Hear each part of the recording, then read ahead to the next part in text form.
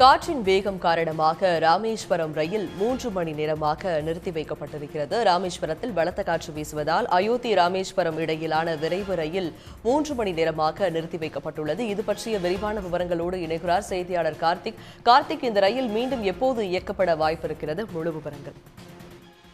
வங்கக்கடல்ல உருவாகியுள்ள குறைந்த காற்றழுத்த தாழ்வுநிலை காரணமாக பாத்தீங்கன்னா ராமநாதபுரம் மாவட்டம் கடலோர பகுதியான ராமேஸ்வரம், பாமன், தனுஷ்கோடி உள்ளிட்ட பகுதியில் பாத்தீங்கன்னா மணிக்கு 45 கிலோமீட்டர் வேகத்திலிருந்து 55 கிலோமீட்டர் வேகத்துல பலத்த சூறை காற்று வீசி வருகிறது.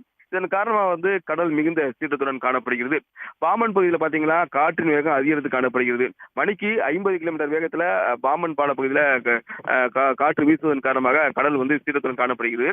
இதன் காரணமாக அயோத்தியாவிலிருந்து ராமேஸ்வரம் வந்த விரைவு ரயில் மண்டபம் ரயில் நிலையத்தில் நிறுத்தப்பட்டிருக்காங்க. 6 மணிக்கு வந்த ரயிலானது தற்பொழுது வரை நிறுத்தப்பட்டிருக்கு. இதன் காரணமாக பயணிகள் அங்கிருந்து சிரமப்பட்டு தான் பல்வேறு வாகனங்கள் மூலம் ராமேஸ்வரத்துக்கு போயிடறாங்க. அதே போல ராமேஸ்வரம் இருந்து மதுரை செல்லக்கூடிய பயணிகள் மதுரை ரயில் அக்கால்மேடன் பகுதியில நிறுத்தப்பட்டிருக்கு. அதே போல மதுரையிலிருந்து ராமேஸ்வரம் வந்த பயணிகள் ரயில் மண்டபம் ரயில் நிலையத்தில் நிறுத்தப்பட்டிருக்கு.